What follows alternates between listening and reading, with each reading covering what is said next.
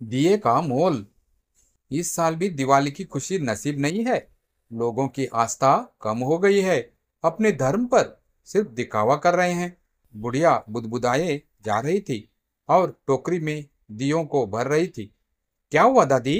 क्यों समेट रही हो? क्या करूं, सूर्यास्त हो गया।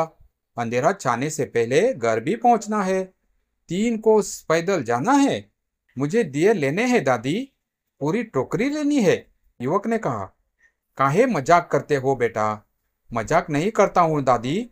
देखो, हमारे 2 साथी भी आ गए। दोनों साथी पहुंचे और एक ने खुशी से कहा, आखिर दिए वाली दादी मिली गई। दादी, हमें सब दिए दे दो। हम लोग इस बार से सिर्फ मिट्टी के दिए जलाएंगे। बुढ़िया की आंखें गीली हो गई। सच? सच कहते हो बेटा? हाँ दादी। कितने देने होंगे सब दियों के? 100 रुपये। बस 100 रुपये दे दो, बुढ़िया ने कहा। 100 रुपये का एक नोट देते हुए युवक ने कहा, हैप्पी दिवाली दादी। बुढ़िया के चेहरे पर हंसी खिल गई। बुढ़िया ने दोनों हाथों से नोट लिया, जैसे कोई मंदिर में प्रसाद ग्रहण करता है। उसकी आंखों में चमक लौट आई, वही पुरानी जो शायद बरसों पहले उसके पति और बच्चों के साथ दिवाली पर दिए जलाते वक्त हुआ करती थी। बेटा, भगवान तुम्हारा भला करे, वह बोली। आज पहली बार लगा कि मेरे दिए फिर से किसी के घर की रोशनी बनेंगे। तीनों युवकों ने दियों की टोकरी उठाई और वहां से निकल पड़े। रास्ते में एक बोला, यार, कभी सोचा नहीं था कि मिट्टी के दिए खरीदने से किसी की आंखों में ऐसी रोशनी आ सकती है। दूसरा बोला, हम हर साल सैकड़ों रुपए लाइट्स और मोमबत्तियों पर खर्च करते हैं, लेकिन सच्ची दिवाली जो आज महसूस हुई है। जब वे दूर चले गए, बुढ़िया अब भी उसी जगह खड़ी थी। उसके हाथ अपने आप जुड़े जा रहे थे। आशीर्वाद में उसने आसमान की ओर देखा। वहां हल्की सी ललिमा थी, जैसे ढलता सूरज भी मुस्कुरा रहा हो। धीरे धीरे उसने अपनी झोली समेटी और खाली टोकरी सिर पर रख ली। पर इस बार टोकरी खाली नहीं थी। उसमें भरी थी उम्मीद, अपनापन और आत्मसम्मान की लौ। चलते चलते उसने पीछे मुड़कर देखा और मन ही मन बोली, शायद इस साल सच में दिवाली आई है। वह धीमे धीमे कदम बढ़ाने लगी। रास्ता उबड़ खबाड़ था, लेकिन आज उसके पांव जैसे थक नहीं रहे थे। हवा में मिट्टी की खुशबू धुली थी, वही मिट्टी जिससे उसने अपने हाथों से दिए बनाए थे। हर कदम के साथ उसे लगता जा रहा था जैसे कोई अदृश्य ताकत उसे सहारा दे रही हो। गांव के बाहर पहुंचते ही कुछ बच्चे उसे देखकर दौड़ पड़े। दादी, आज तो आप जल्दी आ गई। हाँ रे, आज दिए सब बिक गए। सच में? बच्चों की आंखें चमक उठी। तो इस बार घर में दिए जलेंगे ना? बुढ़िया मुस्कुराई। हाँ बेटा, इस बार हर कोने में रोशनी होगी। वह अपने छोटे से मिट्टी के घर में पहुंची। दीवारों पर जाले थे, छत से पुरानी रस्सी लटक रही थी, मगर आज उसे कुछ भी उदास नहीं लग रहा था। उसने दीवार पर रखी पुरानी तस्वीर उठाई, उसके पति की थी। देखो जी, उसने धीरे से कहा, आज फिर तुम्हारे बनाए दिए लोगों के घरों में जलेंगे। तुम्हारा हुनर जिंदा है। फोटो के सामने उसने एक छोटा सा दिया जलाया और टिमटिमाई, फिर स्थिर हो गई, वैसे वह भी संतुष्ट हो। अब की दिवाली सच्ची होगी, उसने बुदबुदाया, क्योंकि इस बार रोशनी किसी दुकान से नहीं, किसी दिल से आई है। रात गिरने लगी थी। दूर कई पटाखों की आवाज गूंज रही थी, पर उसके कानों को अब वही दियों की लौ की मृद फुसफुसाहट प्यारी लग रही थी। उसने अपनी खिड़की से बाहर झांका। आसमान में चांद पूरा नहीं था, पर अधूरा चांद भी आज पूरा लग रहा था। वह खाट पर बैठी रही, हाथ जोड़कर प्रार्थना करने लगी, हे भगवान, सबके घरों में ऐसे ही सौंधी रोशनी जलती रहे, किसी की आंखों में चमक कभी ना बुझे। और तभी बाहर से तीनों युवक लौटते हुए दिखे। वे उसकी झोपड़ी के सामने रुके और एक बोला, दादी, हम सोच रहे थे अगले साल दिए आपसे ही बनवाएंगे और गांव के बच्चों को भी सिखाएंगे, ताकि ये परंपरा जिंदा रहे। बुढ़िया की आंखें चमक आई।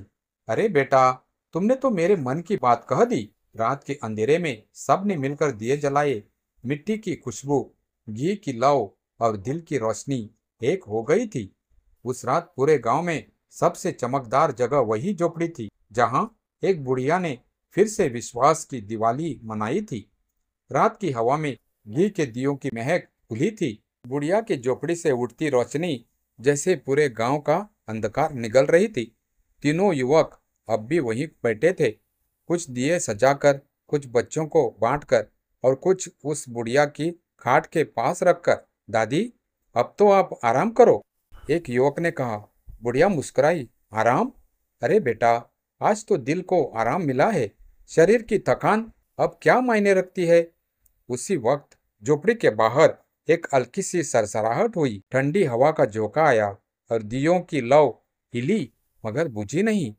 तीनों ने देखा, सामने गांव के ही एक सज्जन व्यक्ति खड़े थे, शायद गांव के मंदिर के पुजारी या कोई राहगीर।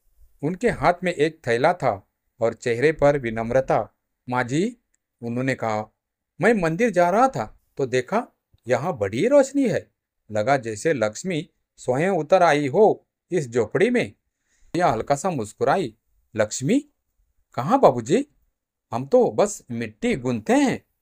वो आदमी पास आ गया और बोला, मिट्टी में ही तो भगवान बसते हैं माँ।